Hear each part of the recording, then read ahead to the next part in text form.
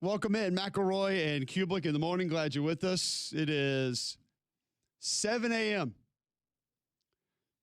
Tuesday, January 13th. Steelers are out of the playoffs.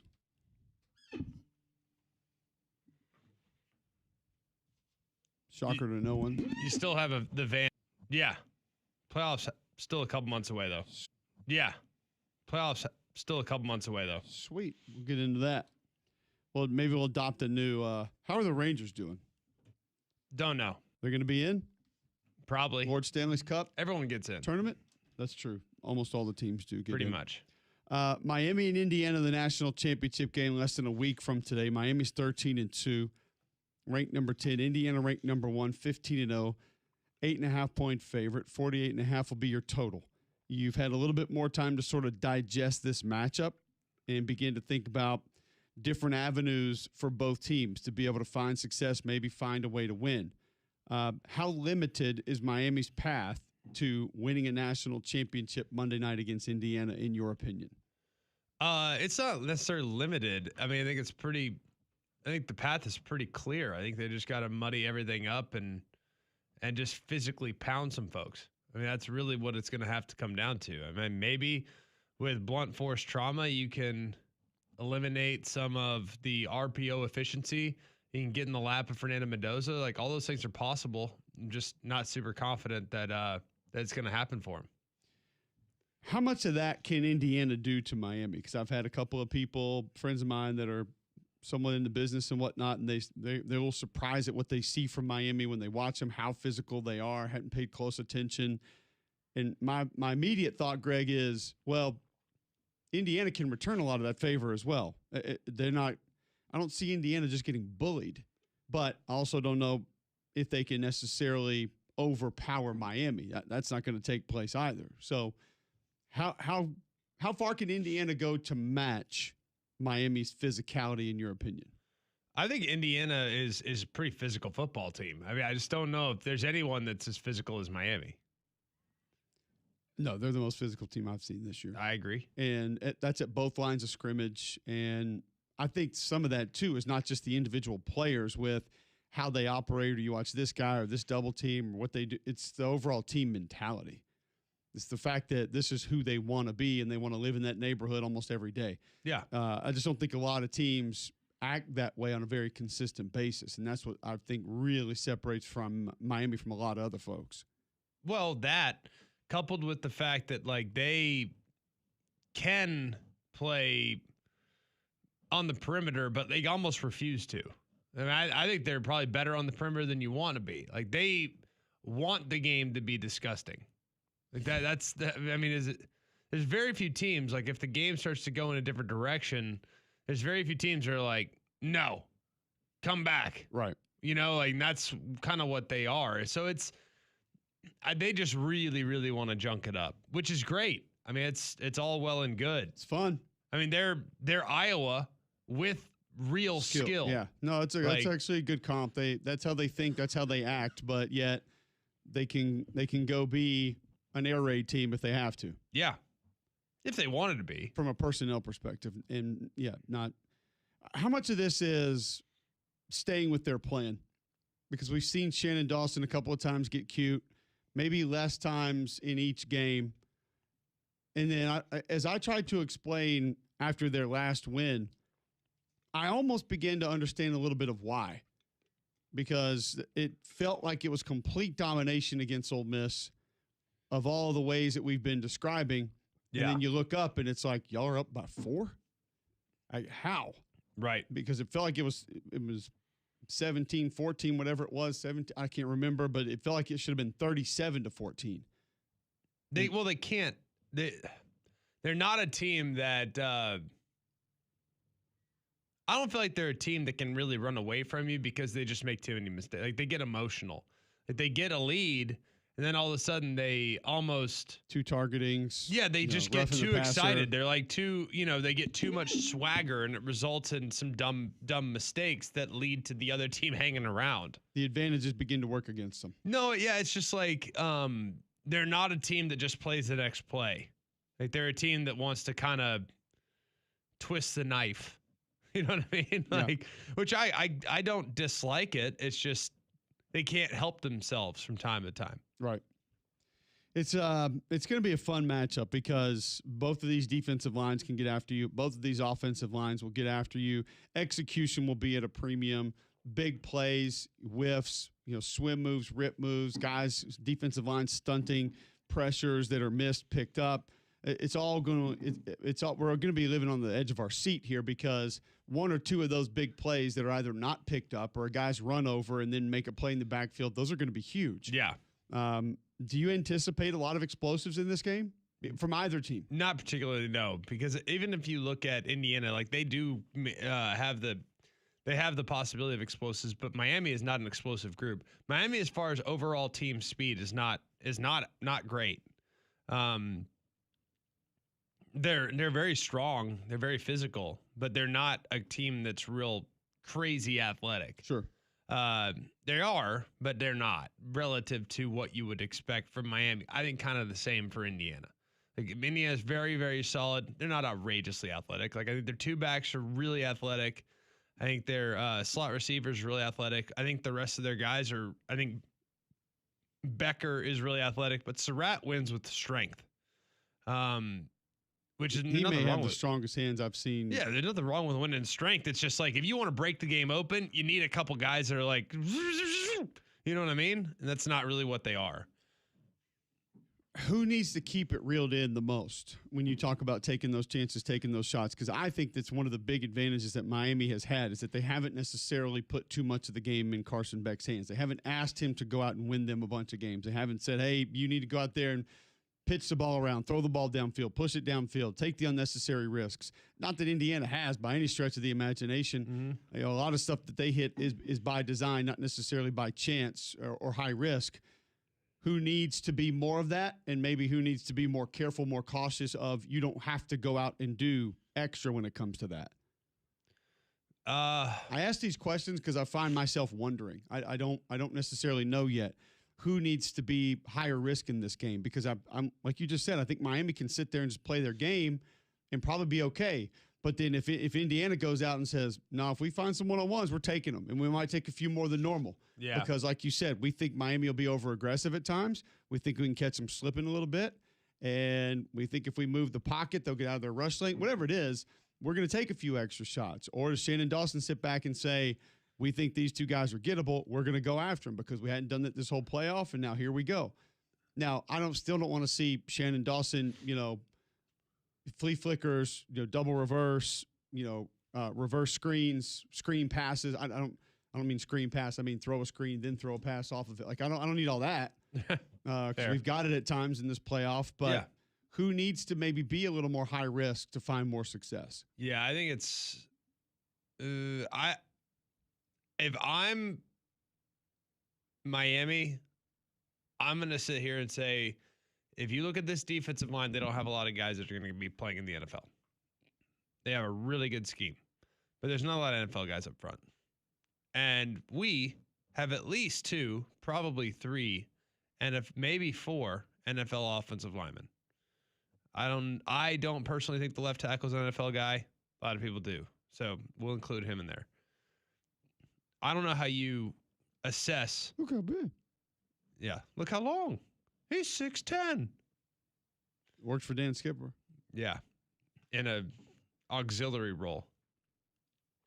Long story short, I think this will be probably the best offensive line, the most powerful offensive line that Indiana's faced. Best athletically, the most powerful for sure. I think they can move them. Okay. And I don't know. I think when you just run duo 100 times, like you look at Oregon's first tape, they average 7 yards per play on duo. Against Indiana. Yeah. 7 per. What's the bread and butter play for Miami? How many did they run, though? Not a lot, but if you actually look at the whole game, they averaged 4.8 yards per carry the whole game. Yeah, I mean, I watched it before that game going in. I just didn't remember how many. I didn't feel like they ran duo a ton. They probably ran duo 6 times. If you go back and look through it, the teams that Indiana's played. I mean, Old Dominion, Kennesaw State, Indiana State, not going to be those teams. The Illinois O-line is pretty good, but they're not going to be that team. I mean, Iowa will be the other team, obviously, that they have seen that would have that kind of ability. Not Michigan State, not UCLA, Maryland, Penn State, okay, not Wisconsin, not Purdue, Ohio State, who teetered towards failure at the end of the year of that group. Yeah, it would be Iowa, would be the team that you would look at and say the next most physical group. And then on top of that, probably a little more technically sound than they were as far as how they operated. I like Iowa, but there's no threat of the pass. No, you can play them differently. That's for you sure. can. So, like, with all due respect to Iowa and their offensive line, and by God, I watched the guy that's going to Alabama from SC play against Iowa, and I have a new level of appreciation for Iowa's offensive line because that group, oh my goodness, they mowed him a couple times. They're good. They're very good. So tons of respect for Iowa. Think they're great. But I'm not at all concerned about being threatened deep. Those safeties can get up and play at linebacker depth for all I care about. Go for it. Gronowski, rip downfield. Not super confident you can. So I think that it's different. I think this group does have some threat of the downfield throw with Keelan Marion and with what you're going to have to defend in C.J. Daniels. And while Malachi Tony's not necessarily a deep threat, like he's fast enough to get behind you. So I think that's the real thing that I'm most curious about is how involved can those safeties get if the offensive line is mowing them? Because frankly, I think they can. Maybe I'm just completely delusional. I think Miami's going to run the rock. As you went back and watched some more film and did more prep for this game yesterday, did you become more convinced that Indiana's cheating? No. You say it, more convinced, as if I was convinced before. Well, the whole world is, so I figured you were too. Well, I am a conspiracy theorist, but I don't believe that to be true. And it's not like they call the perfect play every time. Like what are we doing? Well, no, you laid it out yesterday when you broke down all of the things that were technically wrong with Dante Moore and Oregon in that initial pass play against Indiana in the Peach Bowl and why it ended up being not just an interception but a pick six. So there you go. Saying missing a throw inside on this quick out is bad? Well, specifically against a pretty good corner that knows how to play and has done it before. Yeah, I think that's probably not ideal. I feel like I'm talking to my 6-year-old when I'm hearing people describe, Dante, oh, it wasn't his fault that the interception was taken to the house. Oh, it wasn't? Did he miss the throw? I feel like my 6-year-old had a tough shooting day last Saturday. Granted, he hasn't picked up a basketball in a month. Tough shooting day. And he's like, the ball was too bouncy. It's the referee's fault. To which I said, tight rim. We have a lot that we need to discuss here, son. Sometimes that rim doesn't give, and if the ball has too much air in it, that could be a problem. You get no rolls. Yep. No, that's all fair. I'm not saying it is easier to make it when the ball's overinflated and the rim's tight. Yeah, it's tougher. But guess what? We don't make excuses here in McElroy. We don't make excuses. Get the ball in the rim. Simple as that. How about practice? And you haven't picked up a basketball in a month. Come on, practice. Dante Moore, I hear more excuses on his behalf than any other guy that I've seen. It's like, goodness gracious, did you hear how many excuses have been made for him over the last couple of days about the performance? Yeah, the head guy's injured. I mean, it's like, dude, we're talking about a top 2 pick here. We're not talking about a guy that's going in the 8th round, undrafted guy. It's supposed to be a dude. And there was a lot of people who were like, didn't have the run game. It shouldn't, you got to clean up his RPO operation. It's like, I agree. What are we? I was kind of amazed at some of that stuff the last couple of days. I'm not amazed by anybody making excuses for kids anymore. It seems to happen all over the place. And yet they make more money now than ever before. And yet the excuses, maybe it's just louder. You're supposed to be a top 2 pick. You better ball out on the biggest stage, and you didn't. Simple as that. Simple as that. All right, we've got a good show for you today. We'll talk college football throughout the course of the show today. Interesting times in the transfer portal. Some other teams across college football are absolutely loading up in the portal. It feels like one team that has already gone all in now is going all in again. One team that we expect to go all in every year feels like that's fairly evident now that they are going all in, maybe to make a push for a national championship for next season. Who's winning right now in the portal? We'll discuss that next when we come back right now.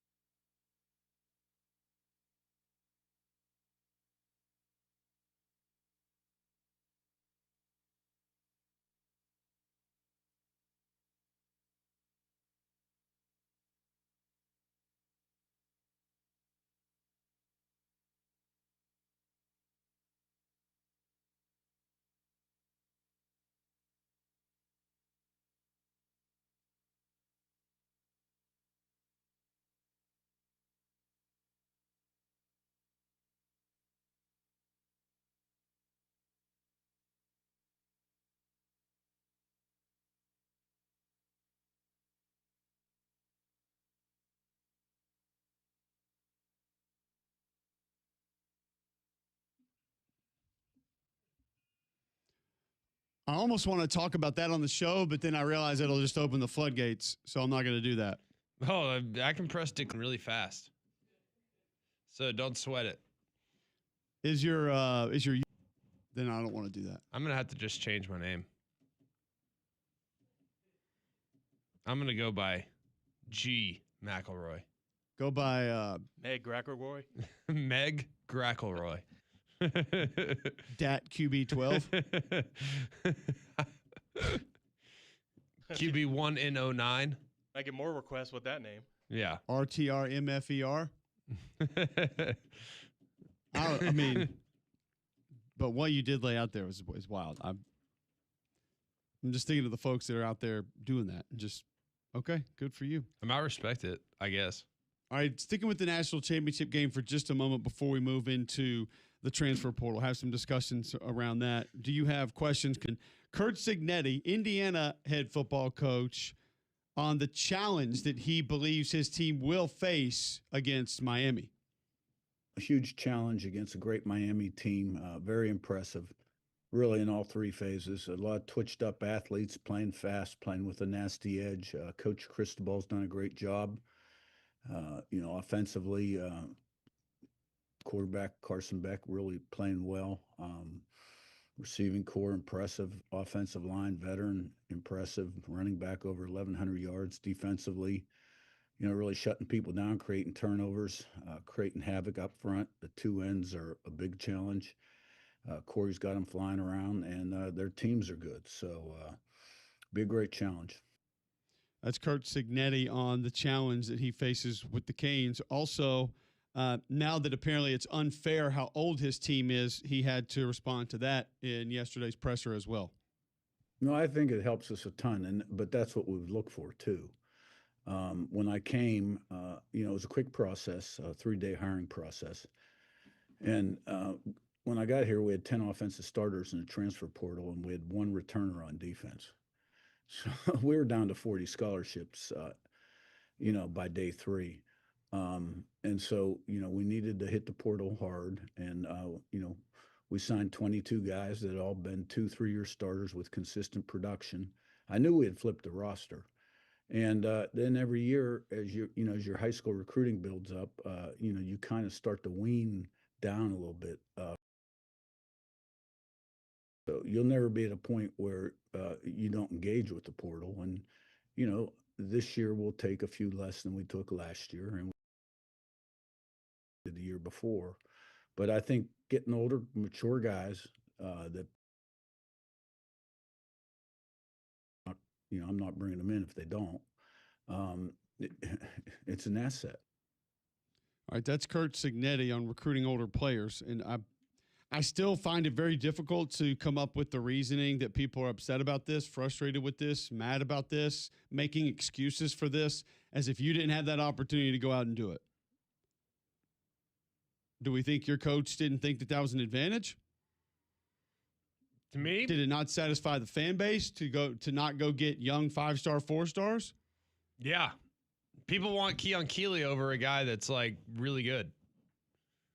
I mean, what's the disconnect there? Why are people upset with this? Why do people think this is not fair? Why do people think this is something that Indiana had the cheat code to, but nobody else knew about? What's stopping you from doing it? And I would imagine these are some of the same people that have said over time that, whatever year Bama could beat the Browns, whatever year Miami could beat the Colts, whatever. You really think people thought that? Those other teams are older, though. Hang on a second. You really thought, like, a college football some team? of the people saying that absolutely believe that. 100%. Well, they're idiots. So if that's the case, you are not intelligent. By the way, if you think a college team could be an NFL team. By the way, do we have like the top 5 oldest teams in college football? Does anybody have? I'm just asking. Does anybody have that? Because I'd be willing to bet if we had the top 10 oldest teams in college football, they're not all in the top 20. So being old just doesn't automatically make you really good. Vanderbilt.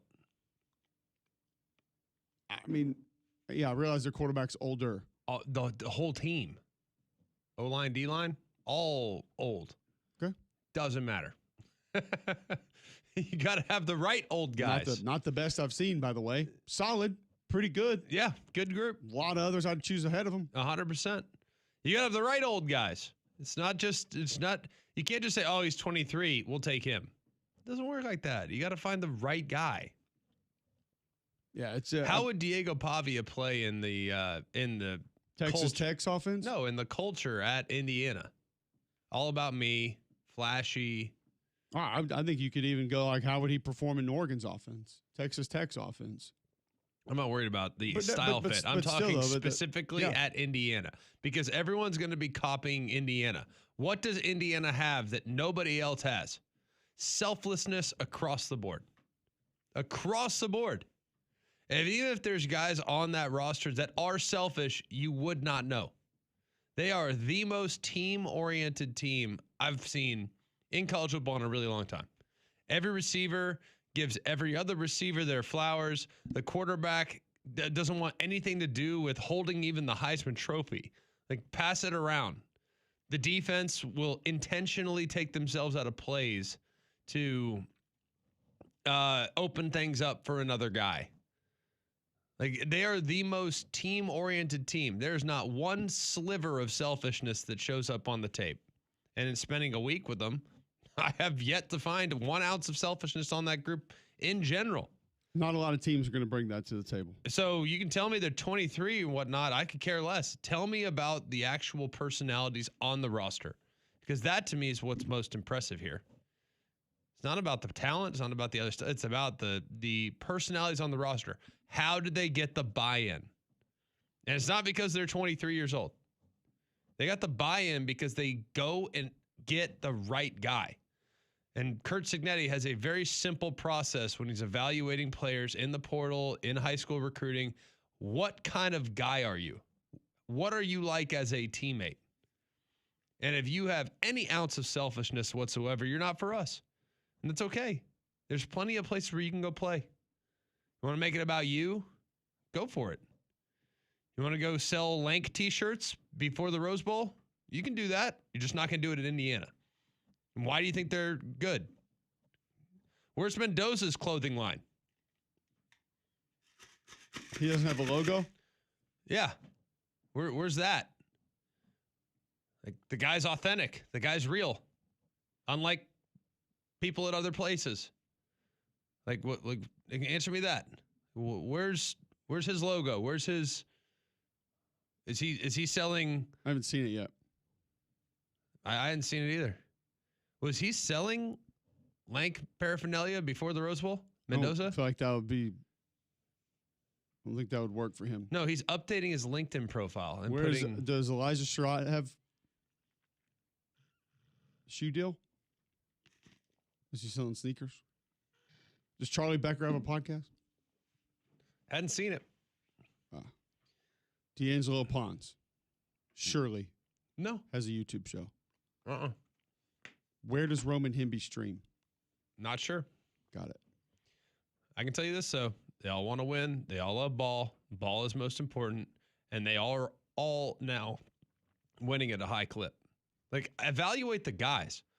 Like I said yesterday on the show, we are all wired to be very individualistic in today's society. Like, it's seldom about the team anymore because it's all me, I. Money, money, money. Social media, social media, social media. Followers, followers, followers. Like, the team is no longer A1. When we were playing, there was. Like, it's not anymore. It's okay. I started to see a change about 10, 12 years ago. That's when it really started to change. It's a lot about me, a lot about I. Saw some buy-in, but it started to change a little bit. You saw the teams that had buy-in were great. The teams that didn't, a bunch of me guys. You look at 15 Ohio State. Unbelievable personnel across the board. A bunch of me guys. Didn't win. Didn't win the Natty. I think it makes a big difference, man. Like, you need a bunch of guys that are pulling in the same direction. Indiana has that. We have talked about other advantages that Miami may bring to this national championship game. Essentially, not so much the home field advantage like some people might point to, but also being able to just be at home in their facility, on their practice field. That keeps a lot of things the same. And routine can be king for a college football team or player. Mario Cristobal on how his routine is going to act for this game for his team. The routine doesn't change at all. It's almost identical because you do have to check into a hotel, a specific hotel on a specific date. The only thing that changes is that classes have started, and we have, I believe, 28 new members, 29 of the 30 new members of our team here practicing with us, which is great for us. As the year goes on, we've lost some guys to injury. And they've been able to get a glimpse of what preparation is like. But aside from that and preparing for a game, nothing changes. That's Mario Cristobal and the routine for his team. Also, Mario on how he's going to handle distractions, which we talked about yesterday, Greg, could be at an all-time high for this Miami team because they're at home. So there you take the good in one, maybe the bad in the other. Yeah. How he intends to handle that. I think it's There a aren't little. really distractions. Sorry. Oh no, you're There good. aren't really distractions. You either create them or you don't, right? It's people. And so we get out ahead of that, right? That's one of the stronger, I would say, points of emphasis as you begin the week. Distractions and things and people have never been a part of the journey. You can't let them become a part of it now. I mean, from the simplicity of getting an email to parents as to, hey, take care of tickets by tomorrow because we don't want your sons running around and trying to figure other things out. They already have school, right? We have to prepare for an awesome opportunity. We preach it, we teach it, and then we go and we get away from everybody, just like we did a couple of weeks ago, the last couple of weeks when we went on the road. And that's where I know the process was asked about earlier. It's no different. You just got to shut out the outside world and go to work. So there is some good and some bad with But being do you think at that's home. easier said than done? That's my question. It is, but I think if you understand that it's going to be a lot and you go out of your way to get out in front of it, Yeah. that can be of big assistance. That can help a lot. I think if you go out and try to nip it in the bud early, that's great. I just think that he's making it sound easier than it is. Well, what did he say the biggest distraction was in the beginning of that? No, one word. What? People. Yeah, people, exactly. The And- people and asking what for are, requests. What are people? Family. Well, people. but they're not necessarily always up to par. They're not always doing what you ask them to do. Correct. They're not always on time, on schedule. Correct. People can be all over the place. Yeah. And there can be a lot of them. So even if he wants to go try to control the people and manage the people, there's going to probably, for that team, continue to be a lot of people trying to be a part of this whole deal. Of course. And that's what I think. That's why I think what he's saying, it's great to say, hey, we're handling it. Unless you're taking everyone's cell phone, like, how are you going to deal with requests? Because they're probably going to be overwhelming in volume. Right.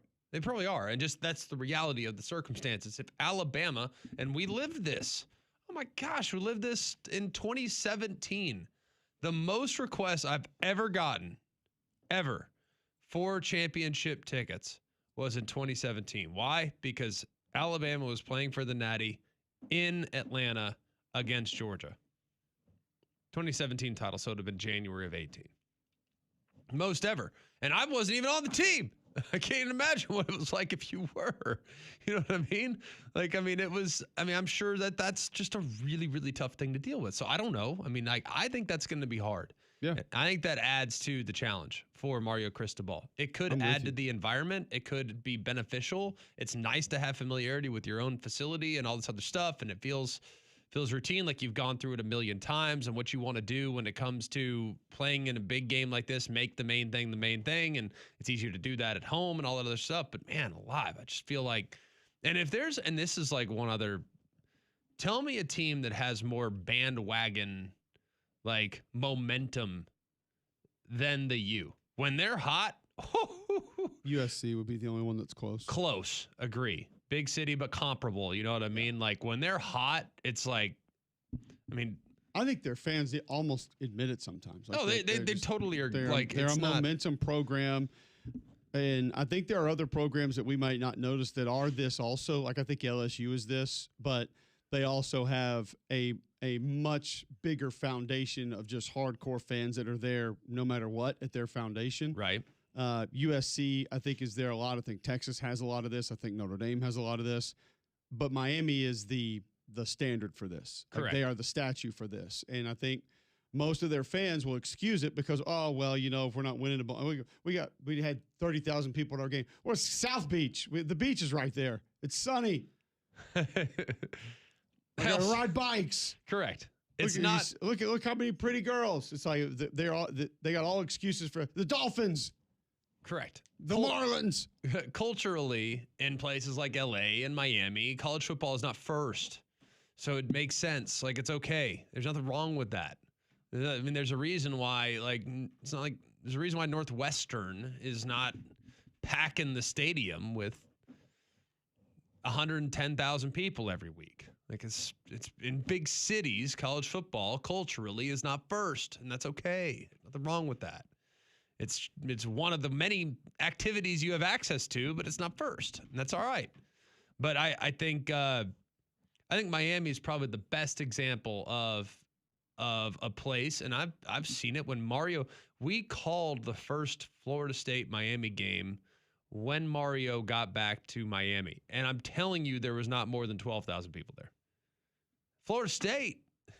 It was like, it was the most empty stadium I've ever seen. It got sideways for Miami that day because Florida State was really good and Miami was not great at all at that point, and it was a challenge. But you look at it now, it's like it's the hottest ticket going in the city. So Right.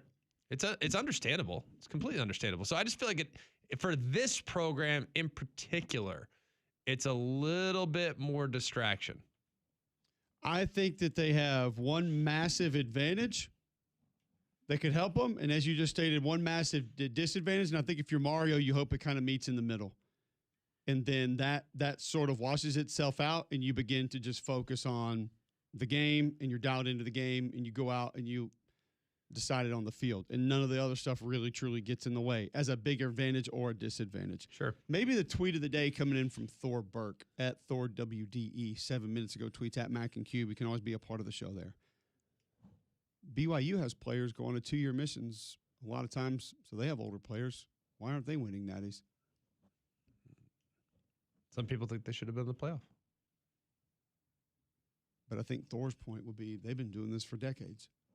Confirm. Where are the championships? Why are they not lining up? Look how old. Look how physically mature. Look how grown. It's amazing to me how people are connecting the dots. Does it help? Sure. Like, I think part of it's not so much like physical maturity and, oh, they're grown men, old man strength. I don't agree with that. I think the reason why you have an advantage at 23 over an 18-year-old is that you have different perspective. Like, And understanding. Like when I was 21 years old and, my first year as a starting quarterback, like I threw a pick. I was devastated. Like the 4 times I did it that year, it was like I wanted to crawl into a hole and die. Well, if I was 25, like Stetson Bennett, guess I'm probably going to be able to roll with the punches a little better. Like, I'm probably like, this is not life or death. You know what I mean? I just think that's what helps you. Being old you had seen that look. You had seen that stunt. You had seen that coverage. You had seen that blitz. You had been run over by that guy. You had not been able to get nose tackle reached. You had not been able to win inside leverage against that guy. You had not been able to get off press coverage. Now you knew how to operate against all those things. Or at least not get your tail kicked by those things. Yeah. Which oftentimes in college for win, like just don't get smoked. Don't let that guy get a 7-yard head start at our quarterback when he's not looking. Well, as you said, an inside ball to a corner with inside leverage on the first play of the game. You had seen those things. Yes. I said we would talk about Alabama, Auburn, other teams in the portal. An SEC team has their quarterback. We'll do all that next right here on Jocks.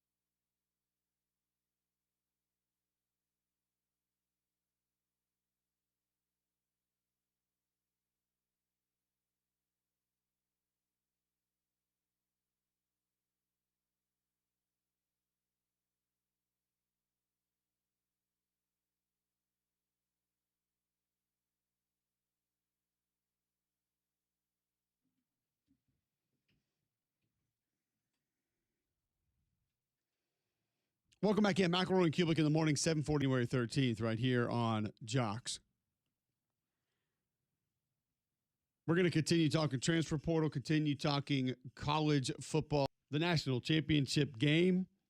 You have to wait on that conversation, though, Greg. One thing you never have to wait on is your dental care. That's because Family Care Dental has you taken care of. The urgent care office, where you can be seen the same day in several locations to make it easy on you: Hoover, Fultondale, Homewood, Alabaster, and Trustful. Go and see them. They can get you in the same day. They can see you on Fridays and Saturdays, and they can check them out by calling them at 874-9605. That's Family Care Dental, 874-9605. All right, let's quickly go to Dan in Birmingham, wants to talk college football. Welcome into the show, Dan. You're on the Higginbotham Hotline. Hey, good morning, guys. Just wanted to take a quick minute just to let Greg know I really appreciate his announcing style. I'm a big Gary Danielson fan from back in the day. He announced a lot of his games, and just loved how he would break things down. Monday night football guys are really good at that, and Greg's gotten really, really good at that. And I think there was maybe like a sort of stunt that Indiana did, and Greg had pointed out some pick that was associated with college football would never have picked up. And to me, that's what makes the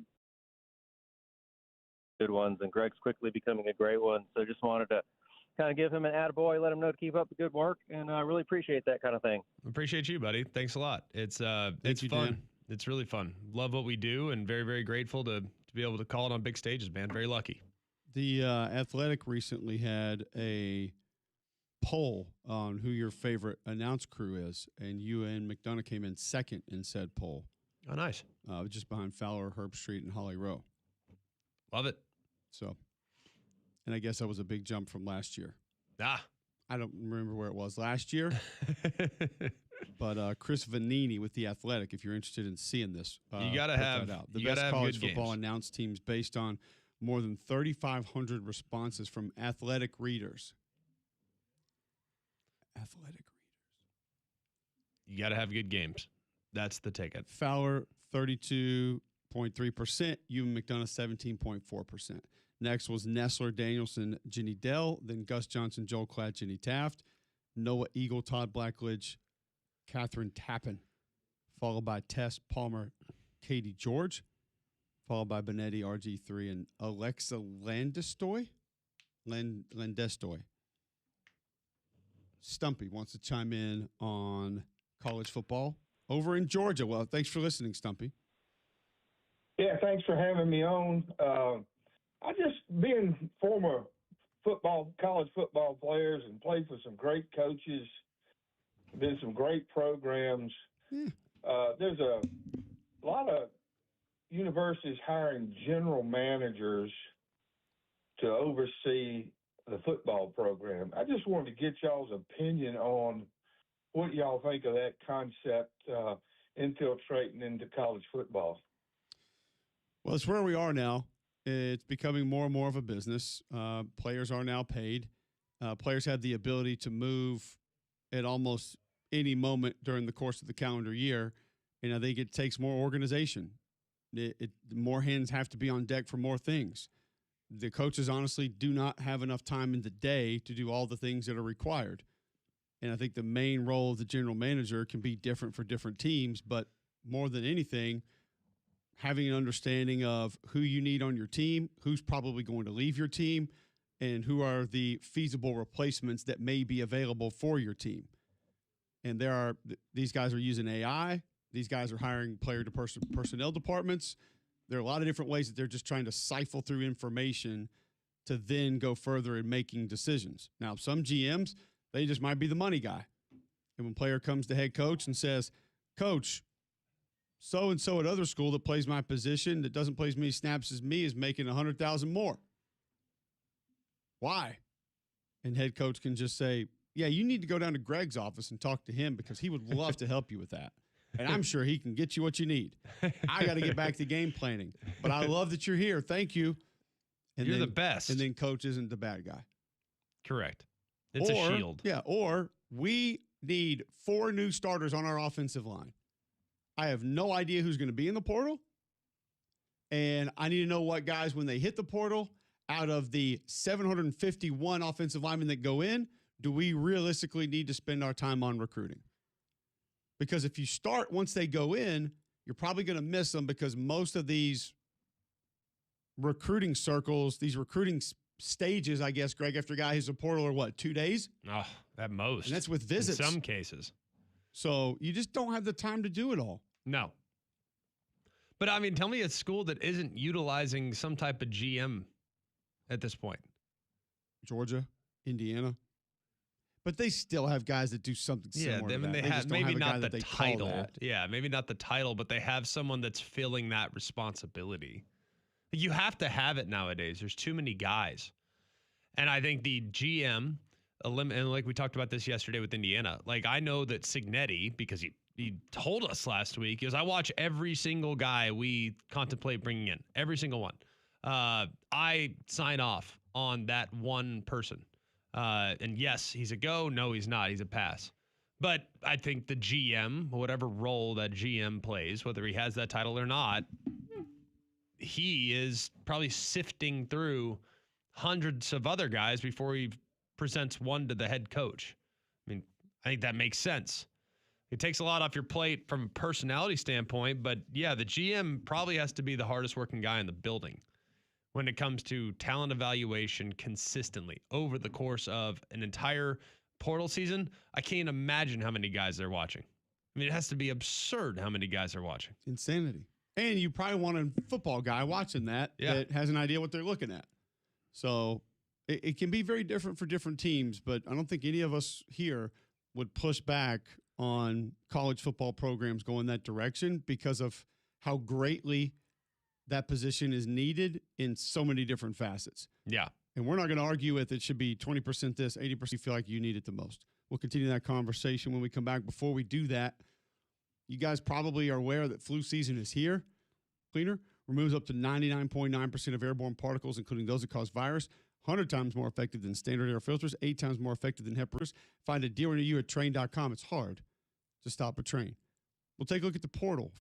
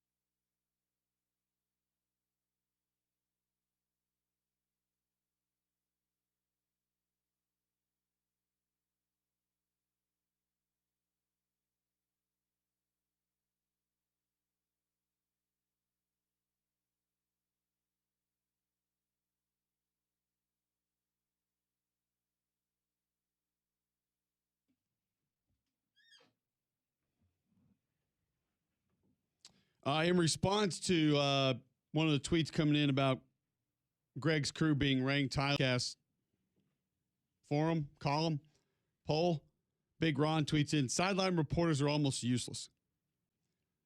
Almost. Not all the way yet. Not 100% yet. So you're saying there's a chance? You're saying that I have at least one opportunity a game to do something good. Not miss your chance to blow.